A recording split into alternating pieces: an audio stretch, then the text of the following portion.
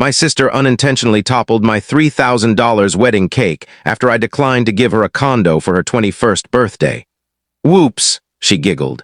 My mother remarked, "You know how she acts when she's let down." I stayed calm.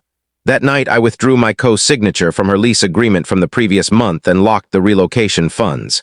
The real surprise hit at 9:42 a.m. when they received the notification. The wedding wasn't lavish, just deliberate, simple, and fully paid for. We didn't chase extravagance, just one night where everything felt right. Plain tablecloths, a short guest list, and a sunset by the lake. I'd budgeted every penny, no assistance, no contributions, no expectations, except for the cake, chic, 3 tiers, white and gold. Delicate sugar webbing and small script reading Liam and Lee asterisk. $3,000, more than I'd budgeted, but it was the one touch of luxury in the whole event. After the year we'd endured, I wanted one thing to feel like more than just getting by. She arrived late, naturally. Kendra, my younger sister, her hair still wet from the shower, heels too tall for the grass. She didn't bring a present. Didn't greet anyone. Just strolled to the heart of the reception, phone in hand, grinning like she was waiting for a spotlight. She stopped by the cake table as the staff started moving it forward. She lingered beside it, resting her elbow on the table, fiddling with something near her ear. Maybe an earring. Then her arm slipped. Her elbow grazed the edge, a slight push.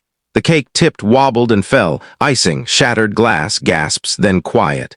Lee's dress caught the top tier. The ivory train now smeared with sugared blooms and buttercream. Kendra chuckled, just one word. Whoops! No apology, no dismay, just a smirk as if she'd dropped a tissue. A few guests laughed awkwardly. One tried to scoop the cake back onto the table. Another reached for their phone. I didn't budge. My mother appeared beside me, glass of Prosecco in hand. Voice gentle, as always when she's deflecting responsibility. You know how she gets when she's disappointed. That's all she said, not "I'm sorry."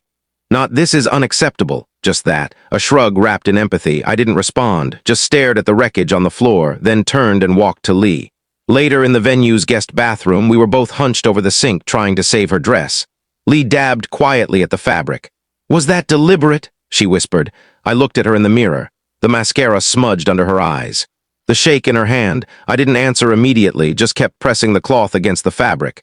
"She asked me to buy her a condo," I said, "for her 21st birthday. Lee didn't react, just nodded once slowly. "And when you said no, she ruined our cake." I paused. "Not just the cake," I added, "the last thread of duty." That night, after everyone left, I sat alone in the apartment, laptop open, the guest list tab still up. So was the folder labeled Kendra. Lease cosign documents, bank transfer records, escrow for her moving fund, $12,000, all set to go. I didn't feel rage, not really, just clarity. At 1:12 a.m. I made 2 changes, removed my name from the lease cosign, froze the moving fund account. Then I scheduled a notice for the morning. 9:42 a.m. outgoing alert. I didn't send a text. I didn't need to, not yet, this wasn't new. The cake was a moment. The condo was a sign, the truth was older. Kendra always had a knack for wanting things just loudly enough that someone else made them happen, not outright, never directly, but enough to shift the atmosphere, enough for Mom to tilt her head and say, "Well, it's her birthday," or "She's just in a phase." She didn't throw fits. She floated expectations, and somehow everyone adjusted their actions around them. When she was 16 and wanted a car, she never asked our parents. She asked me how tough it was to lease one, left brochures on the counter. Sent me photos of used Mini Coopers with captions like, "Isn't this adorable?" She got the car. When she failed 2 college classes, she didn't apologize. She asked if I could help draft an appeal to keep her scholarship. I wrote the whole letter. She got reinstated. I didn't even get a thank you text. But I got a follow-up email. She'd used the same format to apply for an internship with one of my former employers. She didn't just take help. She repurposed it, framed it as entitlement. Then rewrote the story so it was always hers. By the time she turned 20, I'd co-signed a lease, saved her from eviction after missing 2 months' rent, paid a dental bill, and loaned her money for a quick Chalum trip that got pricier than planned. All with the same refrain from Mom, "She just needs a little support to get started." It's been 5 years. She's still finding her way. So when the text came a month before the wedding, I wasn't shocked. Thinking of moving east side. Found a condo I love, new build. Mom said you might cover the down payment. She didn't ask, she assumed. The amount she mentioned, $72,000. She said she'd repay me in a year or 2. No job, no savings. Her bank app once pinged during brunch. Low balance, $3.14. She just laughed and said, "Whoops, guess you're covering lunch again." I didn't reply to the condo text. She followed up with a tick-tock of the unit panning over a marble kitchen and rooftop deck.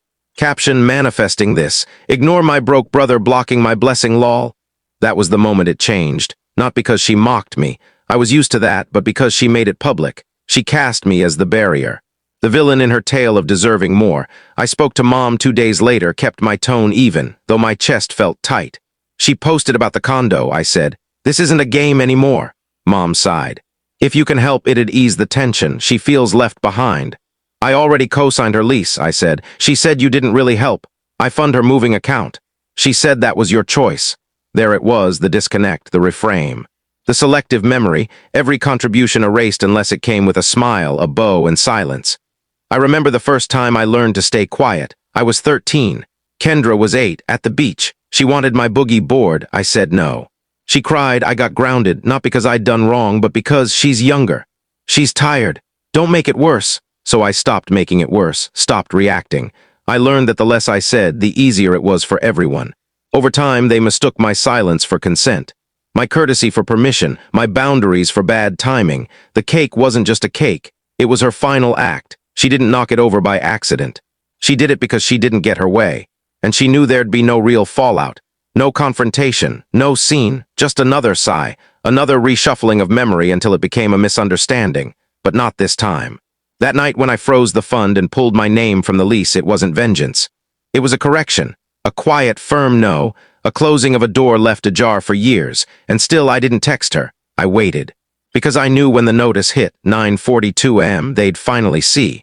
The brother they always relied on had stopped being available. The notice arrived at exactly 9:42 a.m. I didn't watch the clock. Didn't need to. I heard the ping from across the room. A group chat Mom started months ago, family updates. The message was from Kendra. "What's this? The leasing office emailed me saying the cosigner's gone." Seconds later, another. "Did you cancel it? Are you for real?" Then a third from Mom. "Sweetheart, I'm sure it's a mix-up. Can we all calm down and talk?" That's when the call came. I let it ring once, twice, then answered. Her voice was already sharp, defensive. Wounded, but in that theatrical way where the real emotion is anger. "I'm at the leasing office and they say the cosigner's gone. Do you know what that means? I could lose this place." I didn't raise my voice, didn't explain, just said, "Yes. I know what it means." A pause. "You did this on purpose? You knocked over our wedding cake on purpose." Another pause, shorter, she didn't deny it. "That's not the same," she snapped. That was a moment. I was upset. "And I'm logical," I said, "so I made a choice. I don't keep supporting people who ignore boundaries." She laughed, actually laughed. "You're so dramatic. It was a cake. Move on."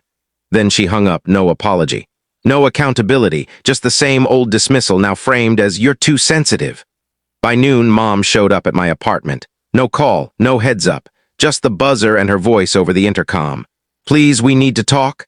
I let her in, not out of courtesy, out of readiness. She stood in my hallway like it was unfamiliar, eyes scanning the shelves, the rug, the plant by the window, like she was seeing it for the first time. "You actually went through with it." I didn't answer. She sat on the couch's edge, clutching her purse like it might escape. "You've always been the sensible one, the patient one. That's what made you you." She said it like a compliment. I heard it for what it was, manipulation. "And that's done now," I said.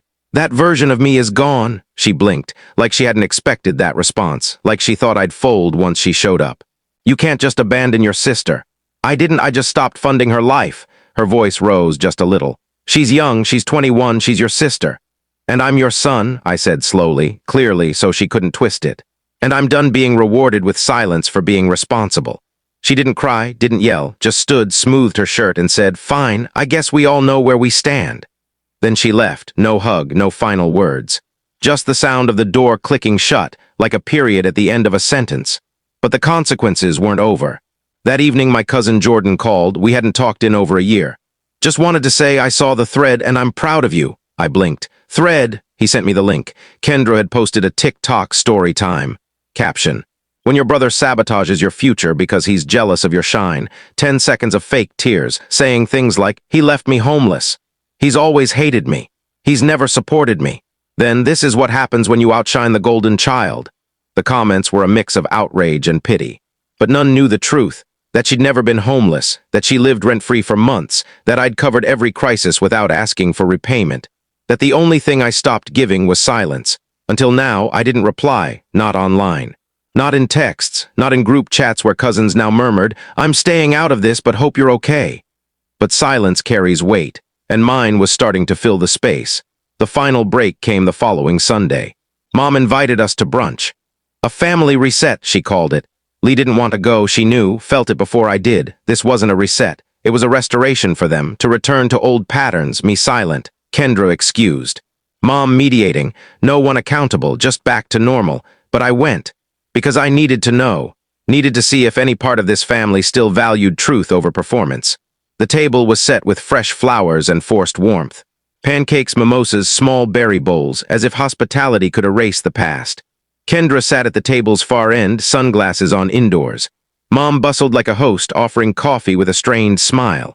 Dad was quiet, he always was. No one mentioned it, not the cake, not the lease, not the viral videos, not the email I sent her landlord, which per a cousin had already caused the condo deal to collapse. Just rehearsed pleasantries.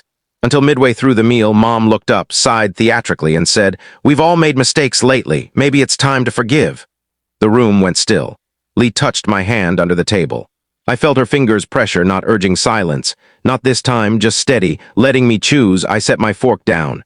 "Okay, let's talk about mistakes." Silence. "Let's talk about what it means to destroy someone's wedding cake on purpose." Kendra rolled her eyes. "Oh my God, still on the cake." I turned to her.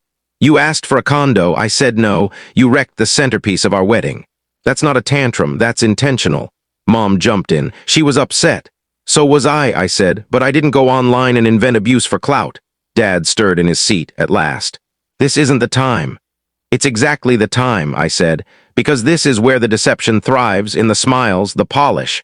The let's move forward before anyone faces consequences." Kendra stood. "You've always despised me." "No," I said calmly. "I shielded you, I supported you, and you turned that into a weapon." Her hands shook not from remorse, but from not getting her way. "You made decisions." "No," I said evenly. "I just stopped paying for them." Lee and I left without touching our plates. As I descended the steps of the house I once called home, I realized something. No one followed me. Not Mom, not Dad, not even Kendra. And that said it all. We drove in silence for a bit, windows down, the breeze slicing through the warmth. Then Lee spoke quietly. "You didn't have to go, but I'm glad you did." I nodded. "I needed to see it one final time. To be certain." "Are you?" I looked at her, at the way her hand rested on mine, at the calm in her eyes. "Yes," I said, "I'm certain." A week later, we relocated, a small house outside the city, quiet street, no noise. No guilt in the walls. I didn't share the address with anyone. I didn't invite anyone from that side to visit. I didn't update the group chat. I just let the silence speak. Then something unexpected happened. One evening, while sorting old files, I found a folder I hadn't touched in years. Letters. Handwritten notes from when Kendra and I were teens. She used to slip them under my door. Little scribbles like, "Thanks for the ride. Don't tell Mom I flunked the test. You're the best brother." I sat on the floor, reading them under a lamp. And for the first time, I let the sorrow in. Not for the condo, not for the cake, for the sister I once knew. The one who, for a fleeting moment, saw me as more than a resource or a bystander, but as family. And I wept, quietly, fully. Then I stood, shredded the notes, and took out the trash. Some things aren't meant to be carried forever. The notice wasn't vengeance. It was a formal update, a procedure like a final bill after a service ends. Cold, official, detached. I didn't send it to wound them. I sent it to remind myself I was done. But reminders, it seems, cut deeper than threats. At 9:42 a.m., Kendra called. I didn't pick up. Then Mom, then Dad, then Kendra again, then a message. "We need to talk, this isn't you." "This is her." I stared at the screen. Her, as in Lee. That's when it sank in. They weren't confused. They weren't remorseful. They were just searching for someone else to pin it on. And since I wasn't yielding, they targeted the next closest woman in my life to cast as the villain. Classic, I didn't respond. Not then. Instead, I walked to the edge of our new backyard, coffee in hand, where the air was still cool and the city felt distant. I could hear Lee laughing on a call inside, probably with her sister. Something soft, normal, and real, and I felt it. Not peace exactly, but the space where peace could take root. By noon, I finally responded, not to Kendra, to Mom, because I needed her to hear it from me, not from TikTok. Not from Kendra, not from voicemail. This isn't about Lee, it never was. You made choices. Kendra made choices. I made one too. I'm done enabling people who only value me when I'm useful. Please don't contact Lee again. If you want to talk, come as yourself, not as her advocate. She didn't reply, not that day. 3 days later, she appeared, unannounced, in our new driveway. Lee saw her first. I was repairing a fence post, hands covered in dirt and rust. I hadn't planned on a confrontation in work boots and a sweatshirt, but maybe that made it better. No pretense. No staging. Just two people who shared blood and little else. She stepped out of the car slowly, holding something, a white bakery box. Of course, I didn't speak, just watched. She opened it. Inside was a cake, 3 tiers, white icing, sugar flowers. It wasn't a replica, it wasn't even close to our wedding cake, but it was her gesture, her apology. I didn't know what else to do, she said. I thought maybe, I cut in. Why did you defend her? Her lips tightened. I didn't defend her, I just didn't want to lose both of you. So you chose the one who demanded more? Silence. She looked at the cake. She was always fragile. You were resilient. That word again. Resilient. Resilient enough to give. Resilient enough to take it. Resilient enough to clean up others' messes. Being resilient doesn't mean I don't hurt, I said. It just means you expected me to heal quietly. She flinched. I'm sorry. I know, I said. But sorry doesn't always fix it. She blinked. Then she asked, is there a way back? It was the first honest question she'd asked in years, and I didn't answer right away. I looked at the cake, at the imperfect sugar flowers, at the woman who raised me and somewhere along the way forgot I was a person, not a resource. Finally, I said, not right now, maybe not ever. She nodded, didn't argue, didn't cry. Just closed the box and walked back to her car. No final hugs, no guilt trips, no asterisk after all I did for you, just silence. The good kind this time. That night I threw the cake away, not out of anger. Out of release. Some things don't need to linger in the fridge. Some endings deserve clarity. Later, lying in bed, Lee whispered, you okay? I thought about it, thought about every role I'd played for them. The fixer, the financier, the buffer. The silence, and I answered, for the first time in years, I think I might be. She pressed her forehead to mine. You didn't just leave them, you found yourself. And in the darkness, I smiled, because it was true. And because I knew that whatever came next, I'd never give away pieces of myself just to make someone else feel complete again.